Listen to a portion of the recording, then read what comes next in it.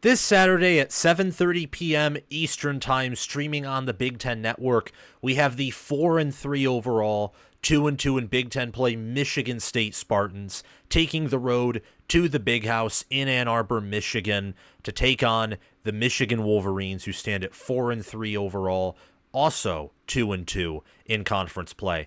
Michigan opened up as a 7.5-point favorite. The line reopened as Michigan -5, and now the line is all the way down to Michigan -3.5. ESPN's FPI gives Michigan a 66.9% chance to win this game.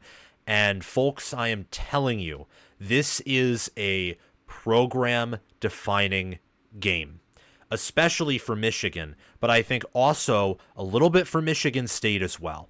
And before we dive into that and I give you my preview, prediction, analysis, and talk about all the different matchups and angles for both of these teams and how it impacts this game, I just ask that you subscribe to the channel and click the notification bell and like the video, share it around, comment your prediction down below.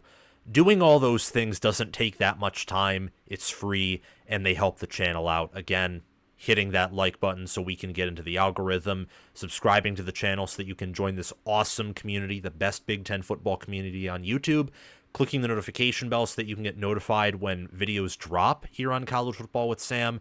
Commenting boosts engagement, and it allows me to reply to your thoughts so we can have a back and forth conversation.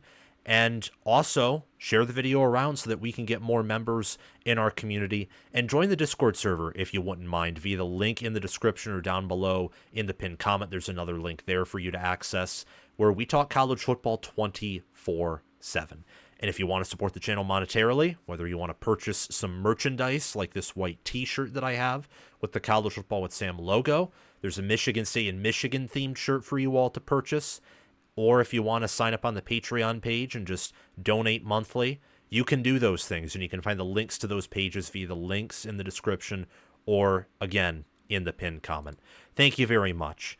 Back to what I was saying about how this can be a program-defining game. Every coach that Michigan has had, I think dating back to Bo Schembechler, lost to Michigan State in their first season. Michigan is putrid. I mean, watching them feels just like having a stomach illness that puts you on the toilet for multiple times per day. It feels like you're bedridden. If you are a fan of the Michigan Wolverines, if you are a Michigan State fan, an Ohio State fan, or just someone who doesn't like Michigan for X amount of reasons, then, well, it's absolutely fascinating and hilarious and comedic gold. Even if you don't dislike Michigan, but you just think watching bad football is hilarious, like sort of what I viewed as the Big Ten West when it existed, it was fun to watch because it was so toxic, then Michigan's a fun team to watch. But they have been objectively putrid this year. I did not see this coming. A lot of people were closer than I was in relationship to how good Michigan would be. I overvalued them more than most people did. However, I think even the biggest skeptics about Michigan's 2024 season would tell you that they did not exactly see Michigan being worse than 2023 Iowa, which they are. For Michigan State, this is a, well, program-defining game because, honestly, like I said earlier, every Michigan coach dating back to Bo Schembechler has lost against Michigan State in their first season. And Michigan State finally has momentum. They started out 3-0, then went 0-3. They just beat Iowa. A loss here is kind of like, can you put anything together? For Michigan, a win here probably doesn't save the season, barring some miracle, but it at least gives some extra wiggle room for Sharon Moore, as this team looks like it's already fallen apart or it's just about to fall apart. I think it's more of a program game for Michigan, if I gotta be honest. Altogether, though, I think the directions of these programs under their current regimes are going to stay steady. They are going to go and move in the directions they are pointed at right now, regardless of whether they win or lose this game. But I could be wrong. It's a rivalry game. I do think Sharon Moore's job security and whether he lasts past this season partially hinges on this game. As for Jonathan Smith, it would build that much more momentum to beat Michigan here. But a loss to Michigan, a very bad Michigan team who could easily still miss a bowl game if they beat Michigan State, because don't underestimate Northwestern, especially before that Ohio State game. That type of loss could also, well, just be a big hiccup in the road, an unneeded bump in the road. But anyway, that's kind of the backdrop that's entering in this game. It is very depressing in my mind that it's relegated to the Big Ten Network, because I'm a Michigan fan. Many of you know this, but I like to see Michigan and its rivals be good.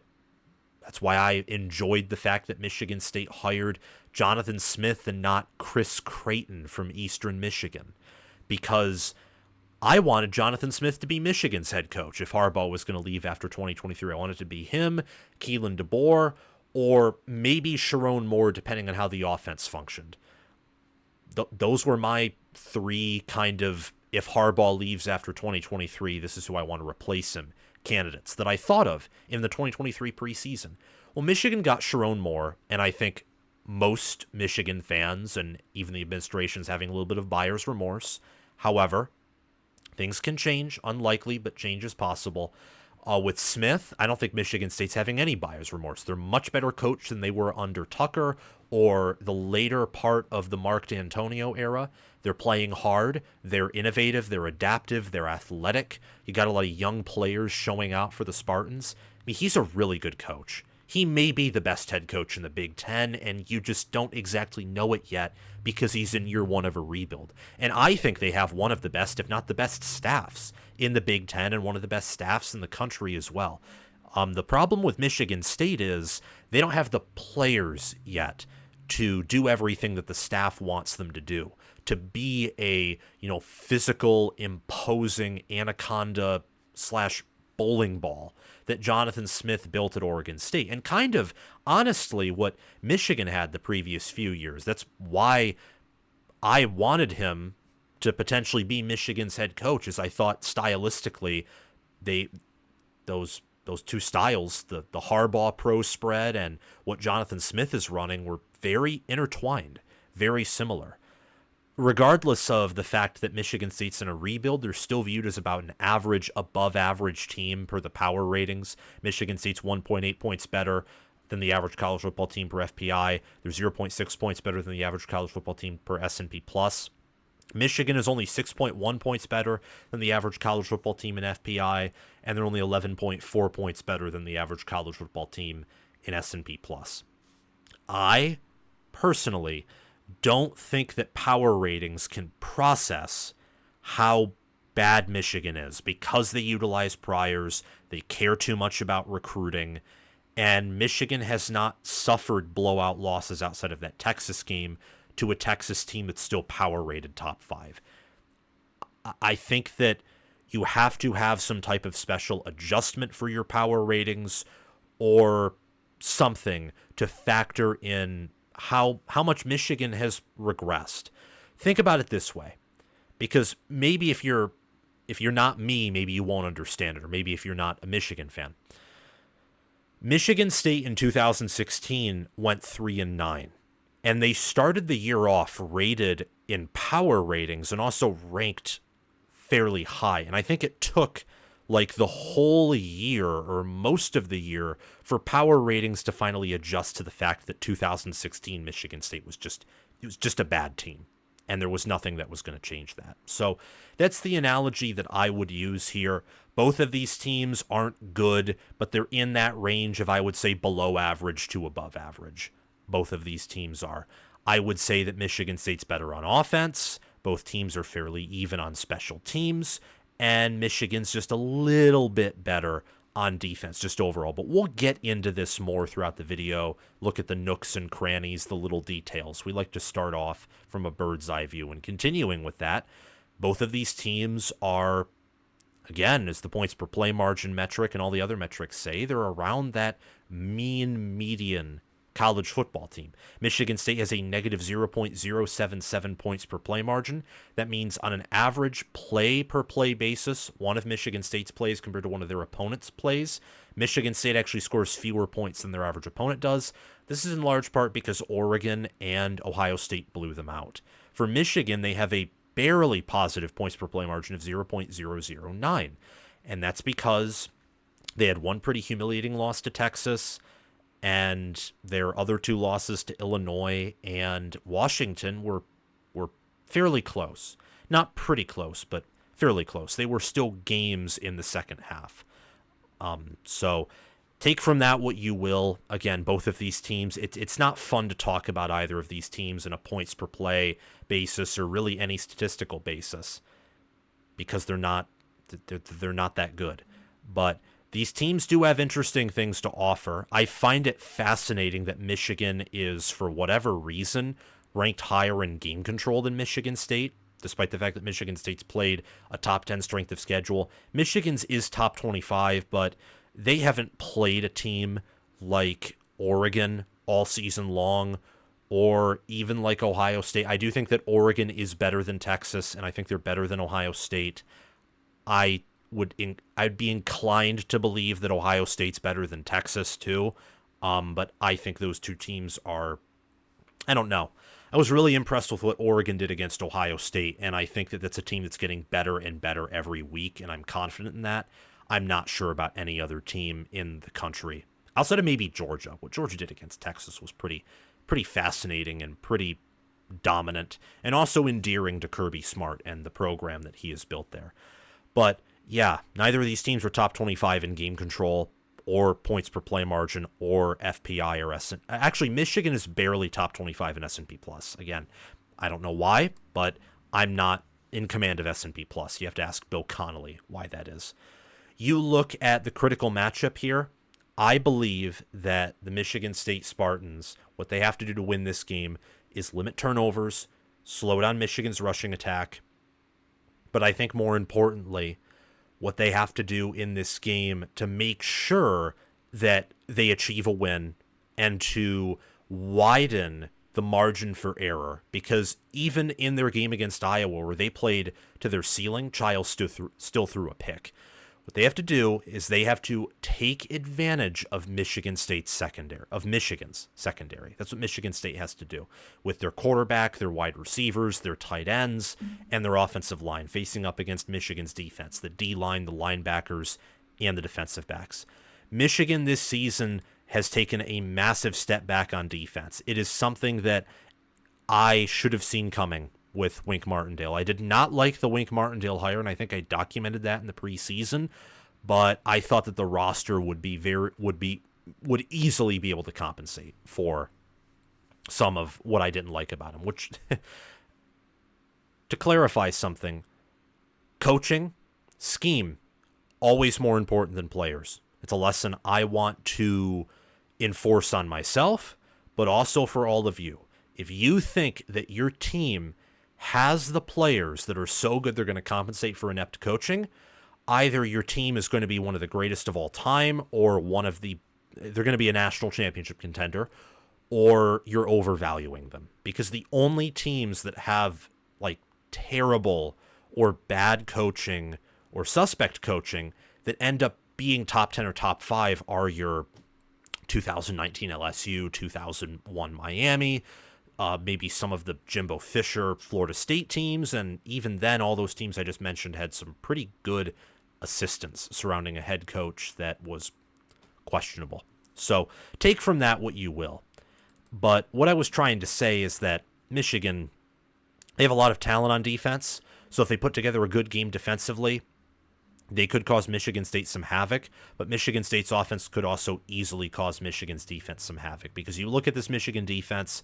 Michigan this season is allowing 22.1 points per game. That's 40th. They're allowing 0.325 opponent points per play. It's 45th. They don't even have a top 25 defense.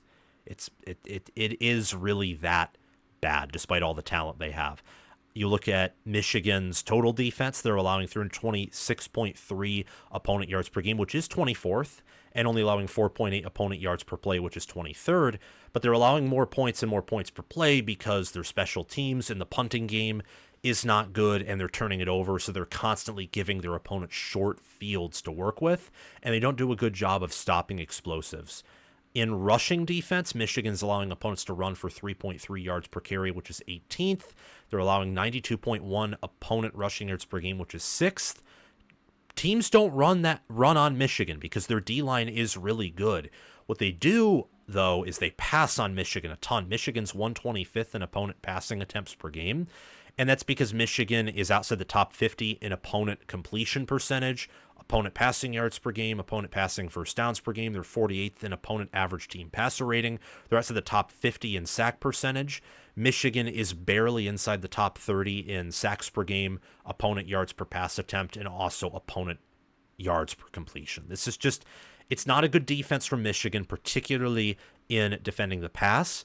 For Michigan State, they're only scoring an average of 18.5 points per game, which is 112th. It's factoring out that FCS game, just because TeamRankings.com, what I use, doesn't really count FBS versus FCS games into their data. Michigan State only gains 353 yards per game, which is 90th. They average 5.5 yards per play, which is 65th. And in running the ball, they're only averaging 3.9 yards per carry right now, which is 88th. In passing the ball, though, they're averaging 13.1 yards per completion, which is 30th, and 7.8 yards per pass attempt, which is 37th. So clearly, I think Michigan State has higher upside in the pass offense, and that's Michigan's weakness on defense. So that's a mismatch there that Michigan State will exploit, that they will want to exploit, that they should want to exploit. For the reason that Michigan is going to run the football, they will probably have at least one, if not two drives where they were able to score, whether field goals or touchdowns, and Michigan State has a proclivity to turn it over, and I don't know if they can go back-to-back in playing near-perfect games. So how do you widen that margin for error, maximize your chance to win? You attack Michigan's weakness. You do. And the turnovers haven't just been through the air. In fact, recently, Aiden Childs' turnovers have been on the ground. The fumbles against Ohio State, the fumbles against Oregon, for example. That's recently where the issue has been. So I think that this is the matchup here that really determines the game. If Michigan State struggles to pass on a Michigan secondary that, quite frankly, doesn't do a good job of stopping the pass, I don't think that Michigan State's going to have that much success on the ground, and I don't think that Michigan State's defense is consistent enough or deep enough to, well, hold Michigan to under 10 points. And this all sounds like I'm speaking gibberish here, but this could be 2017. This could be like a 14-10 type of game, because both of these defenses are statistically the same or better than both of these offenses. And statistically, both of these offenses are not good. Michigan State's offense actually has a high ceiling, unlike Michigan's, but Michigan State's offense may have a similarly low floor to Michigan's. And I think that we all know that Michigan's defense has a higher ceiling than Michigan State's defense does. So it's an interesting matchup. It's going to be low scoring. I can tell you that for sure. Let's look at these offenses and then talk about the defenses and trench play. Offensively, I would take Michigan State at quarterback and wide receiver. Center is an interesting push. I do think that Tanner Miller has done I do think he's done a pretty good job. I also think that Greg Crippen, when he has played for Michigan, has done a fairly good job. But Tanner Miller's done, he's been pretty impressive. And Michigan's offensive line, they can't carry the team, and they're not good in pass protection. Michigan State's offensive line isn't either, by the way. These in no way are close to the best offensive lines in the Big Ten. And I would also take Michigan at running back and tight end. So offensively overall, I'd have to go with Michigan State. If you look at just individual talent on these offenses, it would probably be a push, maybe lean Michigan. Just talent-wise, it's Michigan at O-line everywhere except for maybe center and one of the guard positions because Luke Newman's been very good for MSU. Definitely running back for Michigan, definitely tight end. A quarterback would go to MSU. Wide receiver, talent-wise, in theory, would be a push, but Michigan State's just that much better coached and schemed to where I would take them. This is, and you'll see this later in the video, this is an example of why coaching matters so much. Because, well, Michigan could perform better offensively, but they don't because of stubborn coaching and ineptitude. Michigan State, conversely, could perform worse than they are right now offensively, and they don't. And they've put together some good games on the offensive side of the ball because they do have, well, elite assistant coaches and coordinators, and I'd say a near elite head coach. In fact, screw the near elite. I'm going to say an elite head coach in Jonathan Smith with what he's done at Oregon State. Really admired his time there and really liked his teams and style of play with the Beavers. I think that the first offense to how do I put this? I think that all these offenses need to do is cross 20. And whoever crosses 20 first probably wins this game. I don't think that either offense is going to cross more than the low 30s, and that's really, really, really pushing it. The floor for this type of game is literally like 12-10 or 14-10, the 2012 and 2017 Michigan State type of games with field goals, little to no touchdowns, lots and lots of turnovers, just a lot of frustrating football, that style. So these offenses don't have to do all of that much, but let me read you some statistics anyway. Michigan and Michigan State, when you look on a yards per play basis, Michigan's averaging 4.9 yards per play. Michigan State's averaging 5.5. When you look at scoring offense, Michigan, they're averaging 14.6 yards per point, which is 77th. Michigan State's averaging 19.1 yards per point, which is 124th. Michigan is averaging 0.334 points per play, which is 85th. Michigan State's averaging 0.288 points per play, which is 108th. You look at rushing offense, Michigan is averaging 180 rushing yards per game. Michigan State's averaging 126. The Spartans are averaging 3.9 yards per carry. Michigan's averaging 4.8 yards per carry. And you look at the passing offense, Michigan is averaging 5.4 yards per pass attempt and 8.9 yards per completion. Michigan State's averaging 7.8 and 13.1, respectively. So scoring offense, points per play, rushing offense says Michigan is the better offense, which is hilarious. I think a large part of that is the fact that Michigan State has played two teams in Oregon and Ohio State who I think are better than the best opponent Michigan has played. And Texas let Michigan off the hook pretty easily. They obviously wound down the game middle third quarter, maybe even the start of the third quarter. They began to wound down and look forward to future endeavors, which this year may actually include a national title for the Longhorns. I think it's unlikely after how they looked against Georgia. But anyway, we're talking about the Big Ten here. Michigan State's leader in passing yards is Aiden Childs with 1,468. He has averaged 8.1 yards per pass attempt. He has 6 passing touchdowns, 9 passing interceptions, a 128.1 passer rating. He's completing 59.3% of his passes. You look at his QBR, he has a 62.5 QBR, which is 56th.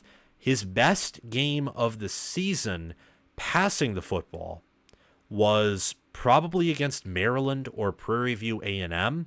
His best game overall this season in terms of QBR outside of Prairie View A&M was last week against Iowa.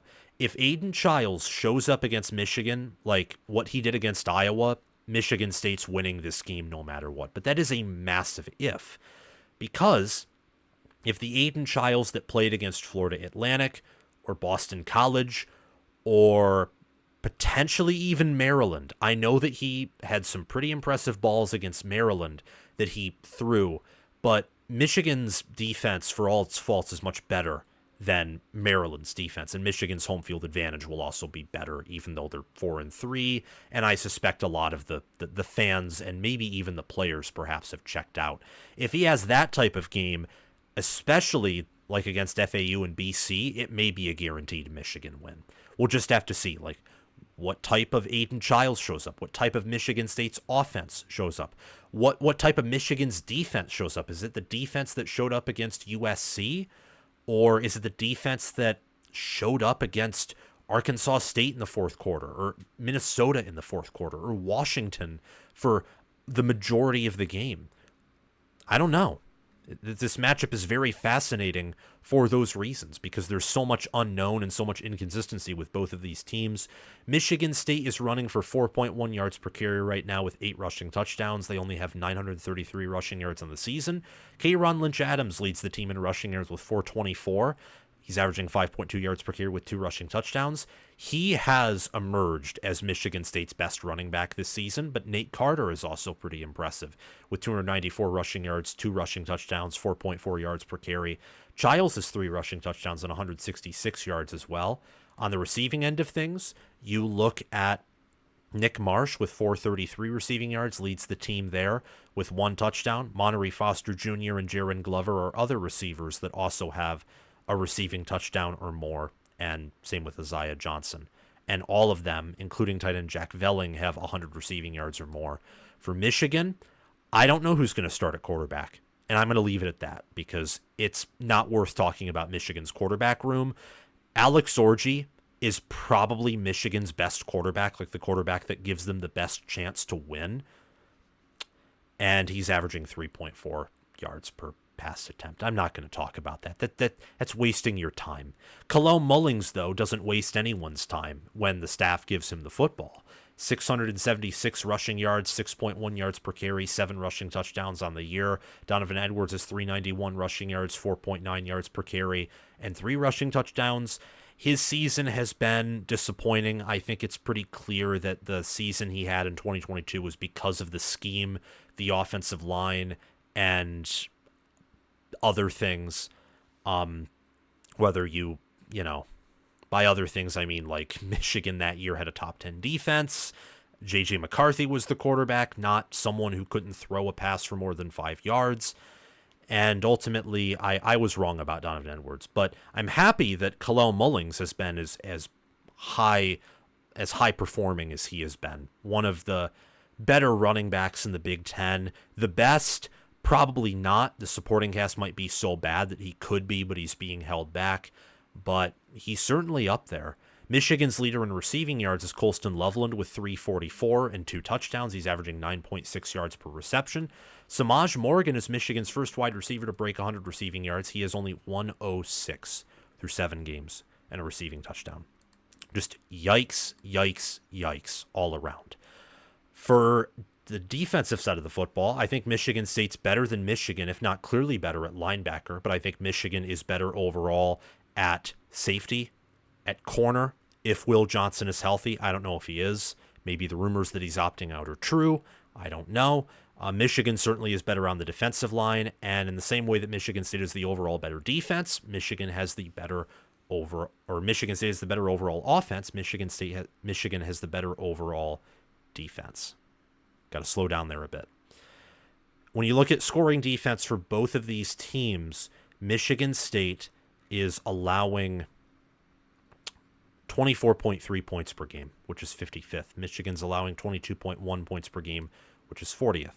The Spartans are allowing 0.365, the amount of, days in a year, except you move the decimal place over 3 times to the left. That's what you get. 0.365 opponent points per play, 61st. Michigan allows 0.325 opponent points per play, which is 44th. When you look at opponent offensive touchdowns per game, I was kind of surprised by this. Michigan State allows an average of 3.2, which is 69th. Michigan allows 2.6, which is 46th. Given the Illinois game, the Washington game, the Minnesota game, USC, I was kind of shocked that it wasn't higher than that, honestly, because it seems like Michigan's allowing touchdown after touchdown after touchdown at random times. You look at total defense, and this is another shocking thing. Michigan is allowing opponents to convert on 39.22% of their third downs, which is 65th. That's pretty terrible. But they're actually leading Michigan State in that category. Michigan State allows opponents to convert on 43.53% of their third down conversions, which is 99th. If you need an example of that, there were multiple times where it looked like Michigan State was going to get Iowa off the field in the second quarter, or second half rather, and Iowa was able to convert those and even score touchdowns on some of those third downs. So neither of these defenses are performing all that well. For Michigan, I would pin that on coaching. For Michigan State, I would pin that on Mel Tucker, Scotty Hazelton, the fact they don't have the players. I do think that Joe Rossi is a pretty solid, good defensive mind in the Big Ten. On defense, watch out for players like Jalen Thompson, Ken Talley, Chris Bogle, Anthony Jones. I mentioned the defensive ends for Michigan State because Michigan's pass protection is awful, and Kurt Campbell's been a little pass happy recently. So if Michigan State can rack up sacks and make Michigan very uncomfortable, because if Michigan's off schedule, they're going to punt. They can't convert reliable third and longs. They can't do it. They're incapable. And same thing with Jordan Turner, Cal Halliday, Jordan Hall, anyone who's going to be getting pressure or a part of the blitz package really on the exterior targeting Michigan's weakness at tackle. Watch out for those players. For Michigan defensively, you obviously have to pay attention to Kenneth Grant, Mason Graham, Josiah Stewart, Rayshon Benny, TJ Guy, Cameron Brandt, Ano Etta. There's so much talent on this defense, especially on the D-line.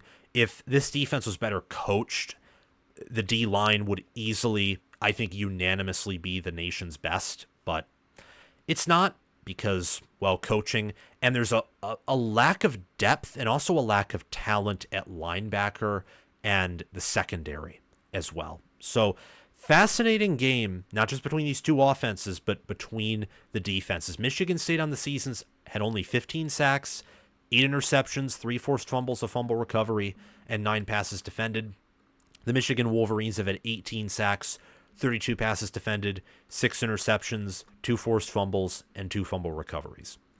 In the trenches, I would take Michigan over Michigan State. I think they have the slightly better offensive line and the better defensive line.